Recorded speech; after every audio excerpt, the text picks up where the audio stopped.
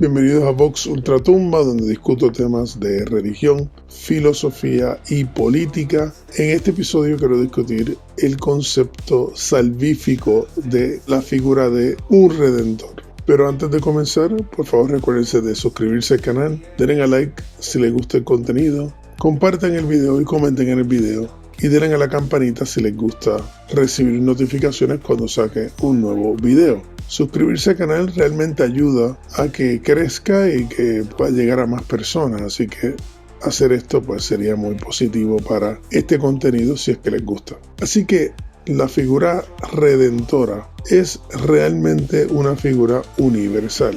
Y aunque muchos estudiosos de las religiones siempre plantean de que este concepto es particularmente uno abrahámico, la realidad es que cuando uno analiza todas las religiones, uno se puede dar cuenta bastante rápidamente de que esta figura está en todas las religiones del mundo. La diferencia simplemente radica en cómo esta figura es presentada. O sea, cuánto poder salvífico se le da a esta personalidad y cuál es su relación entre el individuo y el colectivo, que como he hablado en otros videos, es una distinción importante hacer porque la mayoría de la gente en la modernidad, cuando piensan en la figura salvífica, están pensando en la figura del Cristo Redentor personal, individual, y no tanto en la figura salvífica tradicional que empleaba una variedad de metodologías de liberación que incluían un elemento individual.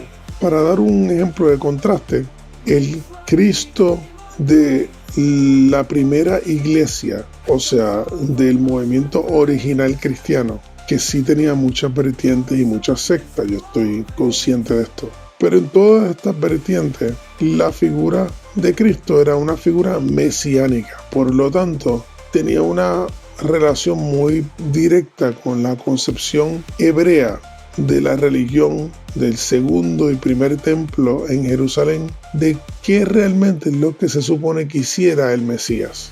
Porque el Mesías era presentado en la antigüedad como una figura redentora de la nación misma hebrea, que su propósito era establecer un reino, particularmente del linaje de David, para poder liberar al pueblo escogido de sus enemigos. Dentro de esta figura, claro, habían una vertiente de interpretaciones de qué realmente implicaba esa redención. ¿Era solamente una redención política, social, o había un elemento salvífico, espiritual, involucrada en esa figura? Y de hecho, a tal nivel que esto era un debate real de diferentes sectas en el segundo templo, que es la religión que Jesucristo encuentra cuando adviene, y de hecho es la religión que está presente durante el Nuevo Testamento, que es una religión particular que contiene unos elementos particulares que involucran sacrificio de diferentes tipos, no únicamente de animales, ofrendas de sangre, de fuego, pero también estamos hablando de sacrificios de cosechas, etc. Y todo ese elemento salvífico está amarrado a esta concepción de sacrificio sacramental. Y por ende, la concepción salvífica cristiana en su origen era una también colectiva, en la cual la concepción del pueblo escogido es transferida al pueblo cristiano, porque el pueblo hebreo era visto como un pueblo que había abandonado a Dios, que había sido rechazado por Dios y por lo tanto había sido reemplazado por el pueblo cristiano, porque el nuevo pueblo escogido había sido reformulado por la figura de Jesucristo mediante los 12 discípulos representando las 12 tribus de Israel. Por eso es que están en el libro de Apocalipsis sentados en juicio a las 12 tribus de Israel, haciendo un tipo de reconfiguración de la totalidad de la historia del Viejo Testamento. Pero la figura de Cristo asume un rol salvífico altísimo al punto de ser Dios, en su rol de guiar al pueblo escogido a hacer lo que está bien, lo que es correcto, para entonces poder ser salvado no únicamente ya como pueblo, pero también a los individuos miembros de ese pueblo. Mucho más tarde que nace este concepto de un salvador individual que personalmente se le aparece a uno y requiere de uno un tipo de afinidad individual, personal, íntima entre el Salvador, Jesucristo y el feligrés. Y yo hablé en otro video de cómo esto se desarrolla, lo pueden ver, es el video que discute el individualismo. Pero en este video lo que quiero es discutir la variedad de maneras que las religiones hablan de esto. Este concepto se llama la soteriología y aunque usualmente se le aplica nuevamente a la religión abrahámica, aplica a todas, porque en el budismo, que se habla de la liberación, del moksha, del nirvana, existe no únicamente la personalidad salvífica del Buda, que en sus textos originales es una figura salvífica liviana, en la cual está básicamente guiando al pueblo budista hacia el camino correcto para poder liberarse, sino que eventualmente se desarrolla una figura salvífica propia, la cual en sí salva a aquellos que creen en él. Y vemos esto en el desarrollo del budismo cuando va caminando hacia el este, va incrementando el poder de esta figura a un punto que llega a la religión como los movimientos que le llaman de tierra pura. También se le conoce como la tierra pura de Amitabha, porque Amitabha es esta personalidad, este Buda redentor, el cual la fe en él, la devoción a él, ayuda al feligrés a poder ir a esta tierra pura donde uno puede continuar el camino correcto hacia la liberación. Por lo tanto, cantar su nombre, meditar en su nombre, meditar en su imagen, desarrollar un amor devocional a Amitabha conlleva eventualmente una liberación. Por lo tanto, es una figura similar a la cristológica en muchos aspectos. En el Sanatana Dharma, lo que la gente conoce como hinduismo, cada escuela de pensamiento tiene una figura similar, porque usualmente Vishnu, por ejemplo, en esa escuela de pensamiento, constantemente aparece en sistemas de avataras o de encarnaciones y su propósito es salvar a aquellos que están atrapados en el samsara, en el ciclo de nacimiento y muerte, para sacarlos de esa rueda y liberarlos. Y para eso requiere una figura salvífica que venga y suelte a las personas de esta prisión.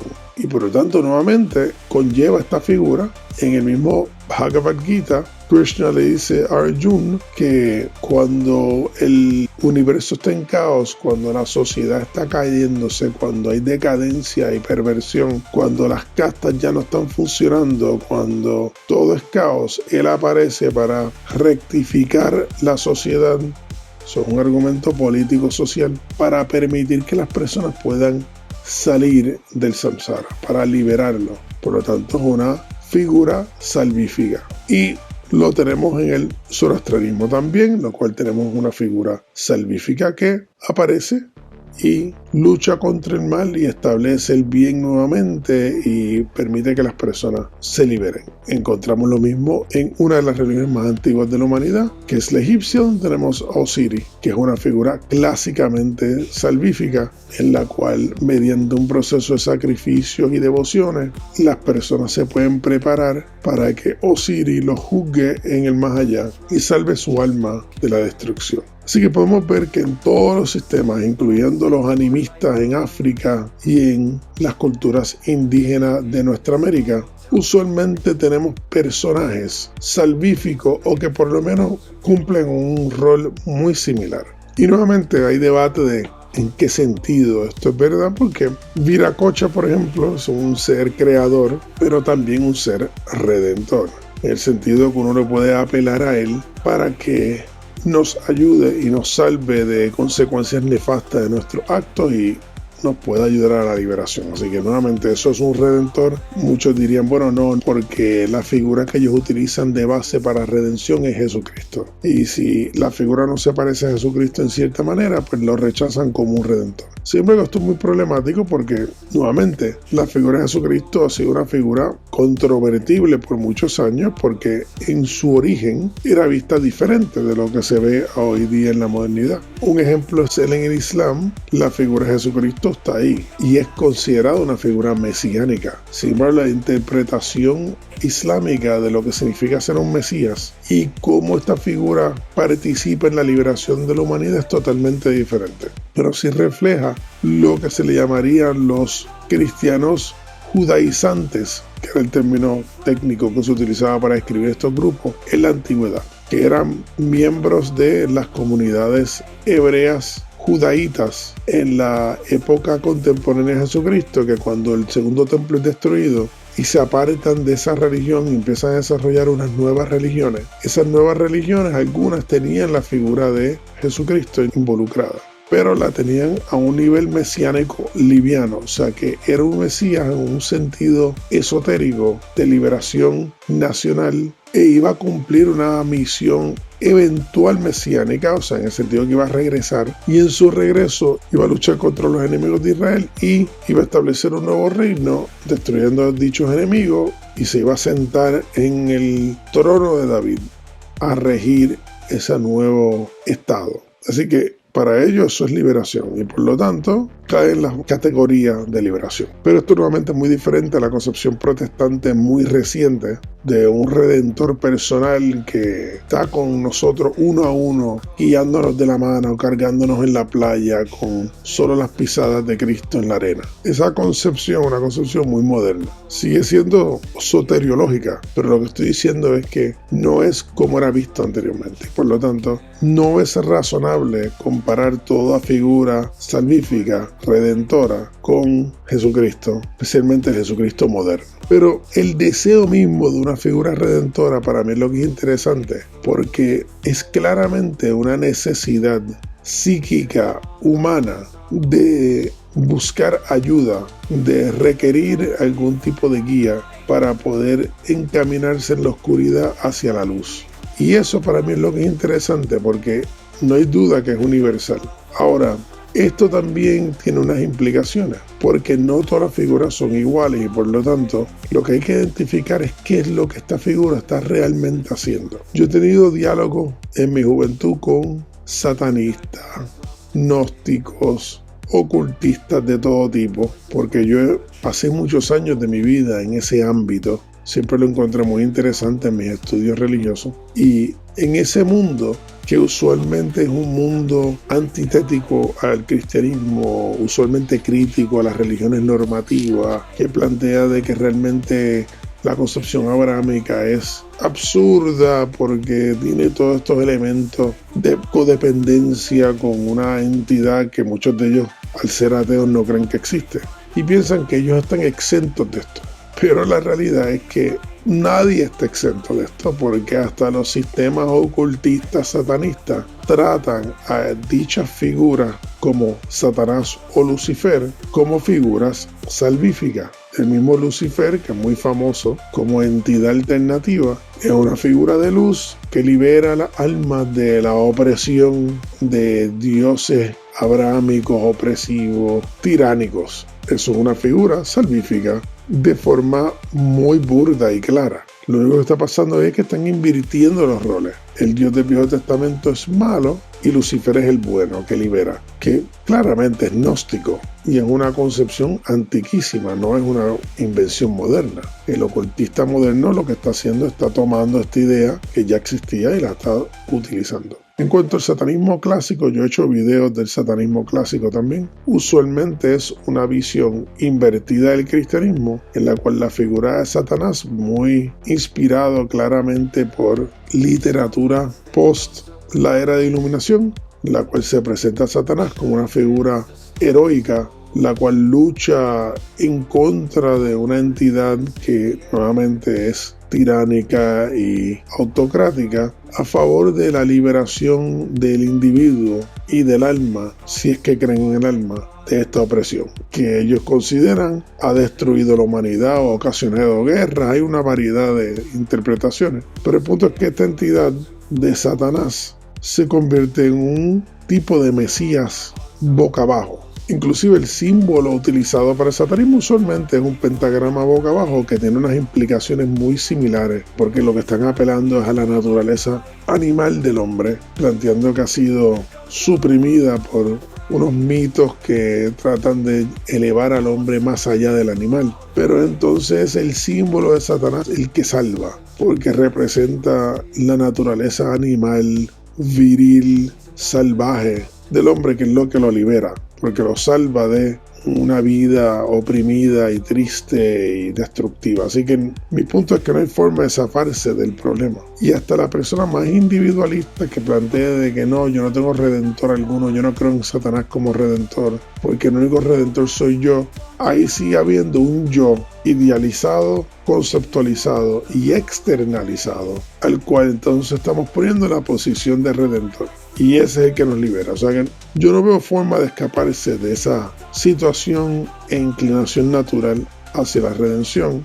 Y por lo tanto, lo que uno debe entonces analizar no es tanto si necesitamos redentor o no, sino más por qué y cómo mejor entender esta figura para que nos ayude en el proceso personal espiritual. Porque no hay duda de que es inescapable, en mi opinión. ¿Qué yo le pido a mi Salvador? ¿Qué yo le pido a esa figura, a ese símbolo de redención? Le estoy pidiendo que haga todo por mí y que yo simplemente sea ayudado por mis ofrendas, por mi trabajo devocional, o lo que estoy pidiendo más es una guía, una ayuda, una asistencia, un ejemplo de cómo tomar el camino y dirigirme. Ahí que realmente radica la diferencia. Y pienso yo que la más saludable es la del ejemplo, la que nos enseña cómo encaminarnos y cómo hacer las cosas de forma correcta para poder no únicamente protegernos de los vicios y de las perversiones y de los pensamientos maléficos o inclusive de las actitudes autodestructivas o socialmente destructivas, sino que mediante esa disciplina nos enseñe cuál es la meta esperanzada a la que estamos dirigiéndonos. Y yo pienso que si el Redentor que nosotros encontramos tiene estas características, nos va a dar una vida mucho mejor. Y de hecho pienso que figuras como Jesucristo tradicionalmente cumplen con este rol, también el mismo Osiris y otros cumplen con este rol emblemático. Pero cuando se desvían a convertirse en únicamente figuras salvíficas en las cuales no requieren nada de nosotros, sino que son simplemente autócratas poderosos que si los complacemos de alguna manera van a hacer una declaración judicial de liberación que no requiere nada de nuestra parte, entonces pienso que la figura salvífica se convierte en un tipo de símbolo destructivo y contraproducente. Y pienso que en la modernidad hemos convertido a las figuras salvíficas en eso, en nuestros sirvientes de salvación. Porque aunque parezca que estamos sirviendo a esa entidad para que nos libere, realmente lo que estamos haciendo es convirtiendo a esa figura en nuestro esclavo. Porque le damos órdenes, liberarme, límpiame de pecado. Mira, te di esto, ahora dame esto. Somos mercaderes de la salvación y no somos realmente partícipes. No estamos ganándonos nada, sino que estamos exigiendo que se nos den cosas por un intercambio pequeño, porque ¿qué le importa a Dios si yo le pongo flores o le compro un chocolate o digo su nombre 40 veces? O sea, si realmente Dios es la entidad que creó el universo o que rige todas las almas, esto es algo un poco estúpido. Dios no requiere eso de nosotros, lo que requiere es otra cosa. Requiere una devoción activa que implique un atentado de cambio, de desarrollo, de transformación. Y esto lo demostramos no únicamente con estas pequeñas ofrendas y estos actos que son actos simbólicos de nuestra lealtad y de nuestra intención de relacionarnos con Dios mismo, sino que también está el acto transformativo que es requerido, que es lo que realmente sería el objetivo de este intercambio, de esta relación. Así que espero que el tema lo haya encontrado interesante. Sé que es un tema complejo y que es muy difícil desarrollarlo en un solo video, por eso es que voy a continuar haciendo videos en pequeñas series así, en la cual sigo discutiendo un tema, pero en sus diferentes vertientes. Y espero que esto lo encuentren a lo mínimo entretenido y agradable. Así que por favor recuérdense de suscribirse al canal, denle a like si les gusta el contenido, comparten el video y comenten en el video y la campanita si quieren recibir notificaciones. Gracias por estar conmigo, nos vemos en la próxima.